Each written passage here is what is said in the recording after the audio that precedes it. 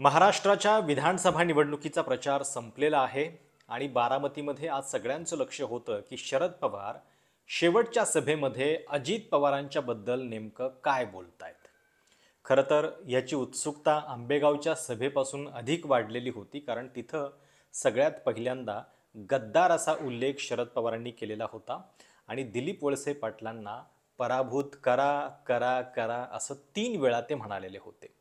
पण बारामतीमधल्या शेवटच्या सभेमध्ये मात्र अजित पवारांच्या बद्दल हा गद्दार उल्लेख शरद पवारांनी काही केला नाही किंवा त्यांना असं 3 वेळा ठणकावून पराभूत करा करा करा असं ते काही म्हणाले नाहीत.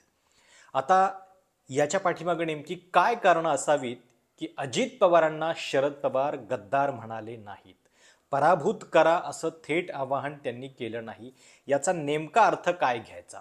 अजित पवार हे शरद पवारांसाठी गद्दार नाही आहेत का, जितके दिलीप वळसे पाटील आहेत, जितके इतर उमेदवार आहेत? तर कदाचित असा थेट अर्थ काढणं हे चुकीचं ठरेल. लक्षात घ्या की बारामतीमध्ये आज जवळपास एक 20-22 मिनिटाचं भाषण शरद पवारांनी केलं. त्याच्यामध्ये त्यांनी अजित पवारांचा उल्लेख पण केला. त्यांनी हे सांगितलं की 67ला तुम्ही मला संधी दिली, आम्ही काही गोष्टी केल्या, मग नंतर अजितला संधी दिली, त्यांनी काही कामं केली, म्हणजे कामं त्यांनी केली बारामतीसाठी याचा उल्लेख त्यांनी केला. पण आता नव्या नेतृत्वाला संधी दिली पाहिजे. योगेंद्र पवार हे उच्च शिक्षित आहेत, बाहेरून शिकलेले आहेत आणि विद्याप्रतिष्ठान सारख्या संस्थेचं काम त्यांनी पाहिलेलं आहे, हे त्यांनी सांगितलं. जर अजित पवारांना गद्दार असा उल्लेख शरद पवारांनी केला असता तर कदाचित त्याचा एक उलटा परिणाम अजित पवारांच्या बाजूनच झाला असता. लक्षात घ्या की शेवटी बारामतीसाठी अजित पवारांनी सुद्धा काही गोष्टी केलेल्या आहेत. जवळपास 7 वेळा ते बारामतीमधून निवडून आलेले आहेत 1991 पासून, मधली एक पोटनिवडणूक धरली तर. आणि त्यामुळं जर या एका उल्लेखानं आपण त्यांचं सगळं काम नाकारलं तर उलट अजित पवारांच्या बाजूने कदाचित थोडीशी सहानुभूती तयार होऊ शकते आणि त्यामुळं कदाचित अजित पवारांचा उल्लेख गद्दार असा करणं शरद पवारांनी टाळलं असावं. साहजिक आहे की त्यांनी बाकीच्या ठिकाणी हा उल्लेख केला, पण बाकीच्या ठिकाणी उल्लेख करताना समोरचे उमेदवार हे वेगळे होते. इथली गोष्ट का वेगळी आहे? कारण इथं पवारांच्याच घरातला उमेदवार देण्यात आलेला आहे आणि यावेळी म्हणजे लोकसभेला जसं अजित पवारांनी तो उमेदवार दिलेला होता घरातला, तसं यावेळी अजित पवारांच्या विरोधात घरातला उमेदवार हा एक शेवटी शरद पवारांनी दिलेला आहे. आणि म्हणून एकतर घरातला उमेदवार देणं आणि पाठोपाठ जर पुन्हा गद्दार असा उल्लेख केला असता तर कदाचित अजित पवारांच्या बाजूनं उलट म्हणजे ते त्यांचं सगळं आजवरचं काम काही का असेना, म्हणजे बारामतीसाठी काही गोष्टी अजित पवारांनी सुद्धा केलेल्या आहेत आणि एक प्रकारे त्यांना पूर्णपणे बेदखल करण्यासाठी त्यांना थेट गद्दार ठरवणं ही काही योग्य स्ट्रॅटेजी झाली नसती आणि त्यामुळं कदाचित हा उल्लेख जो आहे तो शरद पवारांनी या सभेमध्ये टाळला. पण दुसरीकडे एक गोष्ट त्यांनी केली की सुरुवातीच्या सगळ्या भाषणामध्ये त्यांनी भाजपला दोषी ठरवलं. भाजपची जी ध्येय धोरणे आहेत त्याच्यावरती टीका केली आणि एक प्रकारे भाजपला मत म्हणजे अजित पवारांना मत, या संपूर्ण तालुक्यामध्ये आजवर कधीही भाजपच्या विचारांचा आमदार झालेला नाहीये हे योगेंद्र पवारांनी सुद्धा आपल्या भाषणामध्ये सांगितलं. आणि त्यामुळं अजित पवारांना तुम्ही का मत देऊ नका याच्यासाठी त्यांनी भाजपचा चेहरा पुढं केला. आणि त्या गोष्टीमध्ये थोडंफार तथ्य पण आहे, कारण तुम्हाला माहिती आहे की लोकसभेच्या निवडणुकीच्या वेळी सुद्धा पवार विरुद्ध पवार ही लढाई व्हावी, ती घरातच व्हावी आणि त्या माध्यमातून पवार हा ब्रँड कमजोर व्हावा ही इच्छा भाजपची जास्त होती. अजित पवार त्याला बळी पडलेले होते. त्यामुळं अजित पवारांच्या वरती थेट टीका करण्याच्या ऐवजी त्यांना मत म्हणजे भाजपला मत आहे हे कुठंतरी या संपूर्ण प्रचारामध्ये ठसवण्याचा प्रयत्न योगेंद्र पवार आणि त्यांच्या बाजूनं सगळ्या प्रचारकांनी केला. इंटरेस्टिंग गोष्ट म्हणजे आज सुप्रिया सुळेंच्या भाषणामध्ये सुद्धा एक उल्लेख आला की सरकार महाविकास आघाडीचंच येणार आहे आणि त्यामुळं तुम्ही तुमचं मत जे आहे ते वाया घालवू नका. एक प्रकारे जर आपलं सरकार येणार असेल तर बारामतीमध्ये आपला आमदार झाला पाहिजे आणि त्या माध्यमातून बारामतीचा अधिक विकास होईल हे सांगण्यासाठी कुठंतरी ही स्ट्रॅटेजी आखण्यात आली. त्यामुळं जो असा टेम्पो चढत चाललेला होता, विशेषतः पश्चिम महाराष्ट्राकडे ज्यावेळी शरद पवारांचा मोर्चा वळला, त्याच्यानंतर या गोष्टीची खूप उत्सुकता होती की एकतर आंबेगाव झालं, मग त्याच्यानंतर इचलकरंजीमध्ये शरद पवार पावसात बोलले, त्याच्यानंतर मग साताऱ्यातल्या बऱ्याच ठिकाणी त्यांच्या सभा जोरदार झाल्या, दौंडमध्ये ते आले, माढामध्ये गेलेले होते, नंतर मग आज पुरंदरमध्ये पण त्यांची सभा झाली. हे करता करता शेवटी बारामतीमध्ये आल्यानंतर साहजिक आहे, शरद पवारांना माहिती होतं की सगळ्या महाराष्ट्राचं लक्ष आपल्याकडे लागलेलं आहे, इथं आपण अजित पवारांच्या बद्दल काय बोलतो याची उत्सुकता आहे.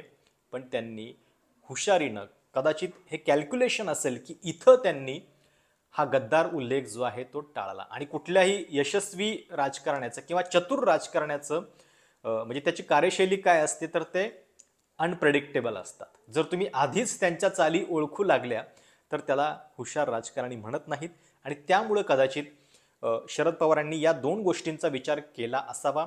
अर्थात आता त्यांनी गद्दार अजित पवारांना म्हटलं नाही, याच्यामुळे या चर्चा पण होतील की तुम्ही इतरांना गद्दार म्हणता, अजित पवारांना गद्दार का नाही म्हणत, ते तुमच्या घरातले आहेत म्हणून का, किंवा एक जे नॅरेटिव्ह असतं की शरद पवार आणि अजित पवार एकच आहेत, पुन्हा एकत्र येतील, हा जो एक संभ्रम आहे तो कदाचित लोकांच्या मनामध्ये असू शकतो.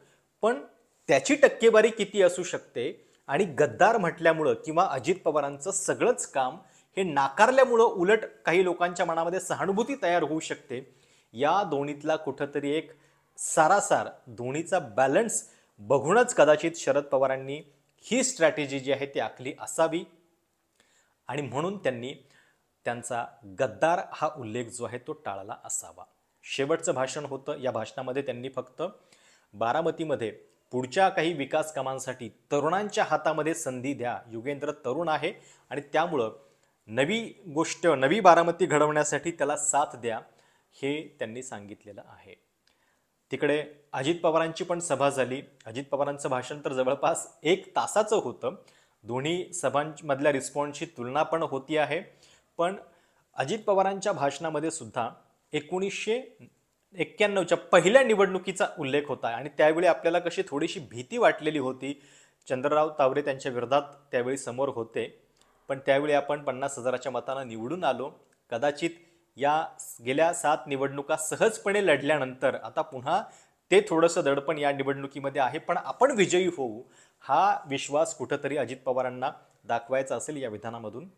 अजून एक गोष्ट, नरेश अरोरा जे सध्या अजित पवारांचे कन्सल्टंट आहेत, त्यांचा सगळा प्रचार सांभाळत आहेत, डिझाईन बॉक्स नावाची त्यांची संस्था आहे.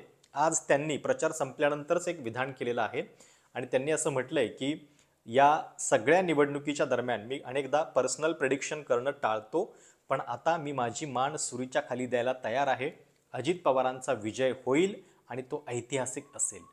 आता एकीकडे मी पण स्वतः बारामतीमध्ये गेलो. 10 दिवसांपूर्वी जे बारामतीतलं वातावरण मला सुरुवातीला दिसत होतं, अजित पवार हे कसे पडतील असं जे वाटत होतं, तशी स्थिती शेवटी दिसली नाही. त्यामुळं निवडणूक संघर्षपूर्ण आहे, चुरशीची आहे, हे खरं आहे. आणि ज्या अर्थी पवार फॅमिलीतले सगळे लोक आणि विशेषतः प्रतिभा पवार यांच्या फिरण्याचा एक खूप मोठा परिणाम या निवडणुकीमध्ये होणार आहे, त्याची चर्चा वेगळ्या अँगलनं बारामतीमध्ये सुरू आहे. आज अजित पवारांच्या भाषणामध्ये सुद्धा उल्लेख होता, गाव पुढाऱ्यांचा त्रास होतोय, तुम्हाला हे मान्य आहे.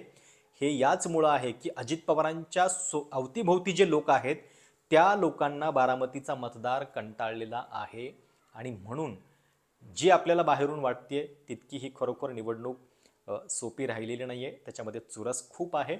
शेवटच्या भाषणांमध्ये खूप उत्सुकता होती.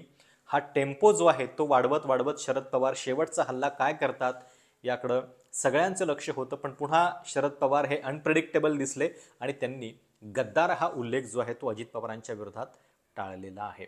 पण तरीसुद्धा जे कॅम्पेन होतं, जो मेसेज द्यायचा होता, म्हणजे खरं तर जी पहिली सभा होती त्यांची अर्ज भरल्यानंतरची, त्याच्यातच त्यांनी जो मेसेज दिलेला होता तो थेट होता. अजित पवारांची नक्कलसुद्धा त्यांनी त्याच्यामध्ये केलेली होती आणि एक प्रकारे 30 वर्षांचा फॉर्म्युला त्यांनी बारामतीकरांच्या समोर ठेवला. 30 वर्ष तुम्ही मला दिली, दादांना दिली, आता नव्या पिढीकडे द्या. युगेंद्रचा उल्लेख वारंवार उच्च शिक्षित असं करून एक प्रकारे अजित पवारांच्या शिक्षणाकडे सुद्धा त्यांनी प्रत्यक्षपणे बोट दाखवलेलं आहे.